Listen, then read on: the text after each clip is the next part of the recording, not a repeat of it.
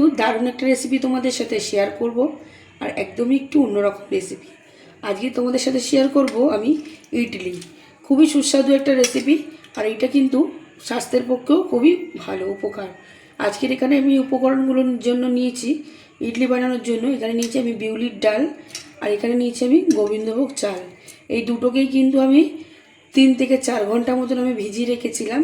আর পরিমাপ হচ্ছে, এখানে নিয়েছি আমি 150 গ্রাম বিউলির ডাল আর 300 গ্রাম গোবিন্দভোগ চাল। এই দুটোকেই কিন্তু আমি অল্প অল্প করে জল দিয়ে খুব ভালো করে আমি বেটে নেব। আমি খুব ভালোভাবে চাল আর ডালটা একসাথে বেটে নিয়েছি, আর ঘনটা কিন্তু এরকম থাকবে। এবার যেহেতু এটা একটু রেস্টে রাখলে খুব ভালো হবে ইডলি, আমার অত সময় নেই হাতে, ওই জন্য আমি সঙ্গে সঙ্গে বানাবো বলে এর মধ্যে আমি একটু খাওয়া সোডা দেবো। খাওয়া সোডা দিলে কিন্তু খুব ভালো ফুলবে ইডলিটা। এখানে আমি 4 চামচের হাফ চামচ মতন আমি খাওয়া সোডা দিয়ে দিলাম। খাওয়া সোডা দিয়ে এটা ভালো করে আমি মিক্স করব। মিক্স করার পরে এটা আমি 1 ঘন্টা মতন আমি রেস্টে রেখে দেবো। এটা যতক্ষণ কিন্তু রেস্টে রাখলে তত সুন্দর হবে ইডলি।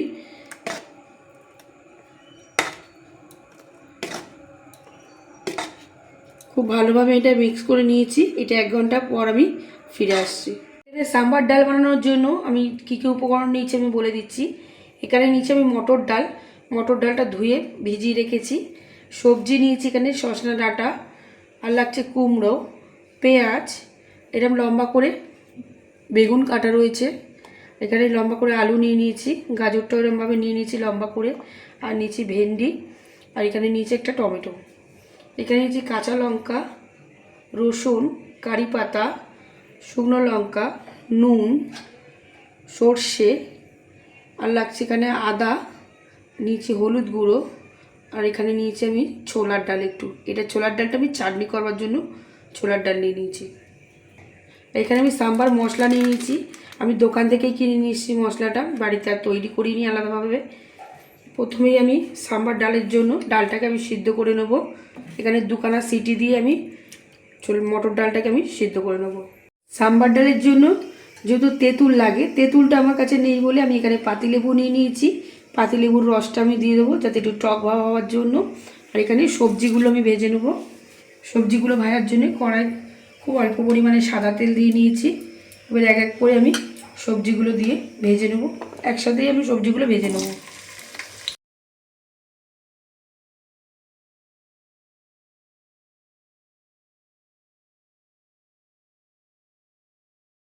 বেগুন, পেঁয়াজ আর টমেটোটা আমি একটু লাস্টে দেবো।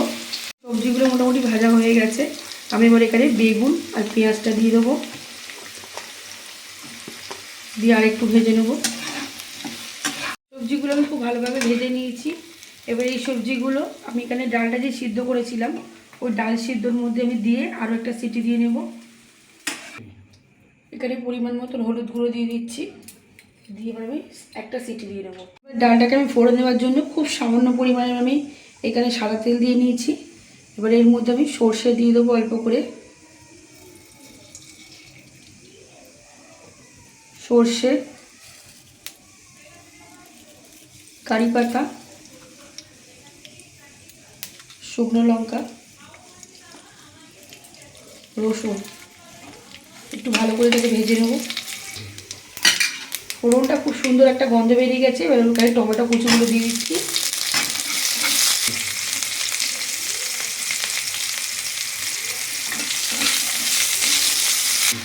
এবার এর মধ্যে ডালগুলোকে আমি দিয়ে দেবো।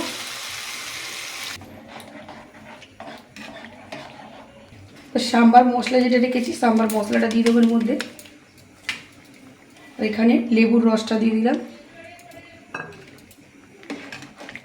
ভালো করে এটা মিক্স করে দিয়ে একটু ফুটিয়ে নেবো ভালো করে। আমার সাম্বার ডালটা একদম রেডি হয়ে গেছে। এবার সাম্বার ডালটাকে আমি নামিয়ে নেবো। কড়াই বসিয়ে দিয়েছি। এবার এখানে চাটনির জন্য এখানে আমি চীনাবাদাম নিয়ে নিয়েছি কিছুটা, বাদাম, আর এখানে খুব সামান্য পরিমাণে ছোলার ডাল দিয়ে দিচ্ছি।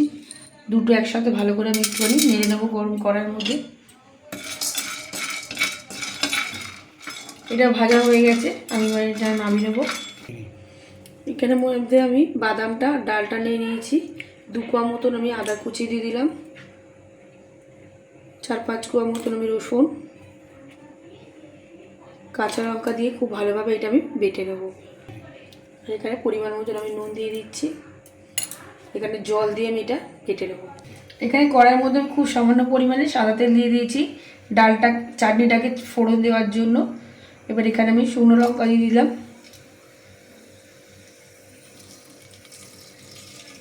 সর্ষে, কারি পাতা, ফোড়নটাকে একটু ভালো করে আমি ভেজে নেব।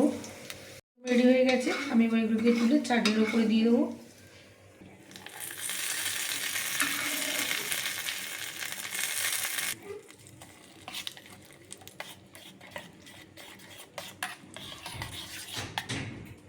এখানে আমি ইডলি স্ট্যান্ড নিয়ে নিয়েছি ইডলিকে বানানোর জন্য, আর এখানে এবার নুন দিয়ে দেবো।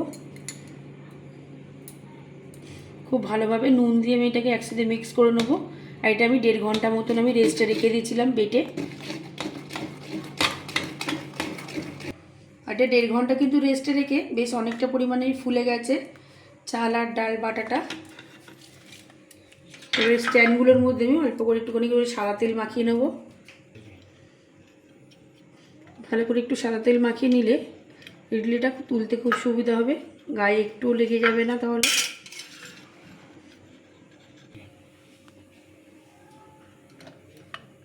একদম পুরো ঘুরে ঘুরে দেবো না, ফুলে কিন্তু বেশ অনেকটা পরিমাণের বড় হয়ে যাবে।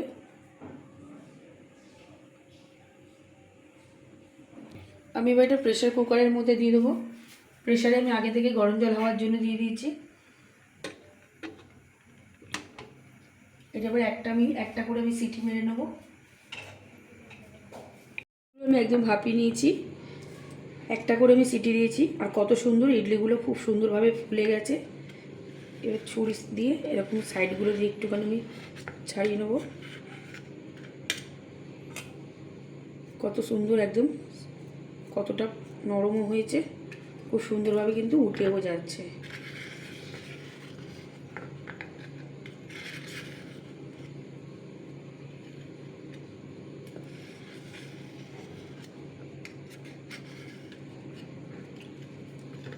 আর এটা কিন্তু সকালবেলা টিফিনেও তোমরা দিতে পারো, কিংবা দুপুরবেলাও লাঞ্চেও দিতে পারো। খুবই স্বাস্থ্যকর একটা খাবার।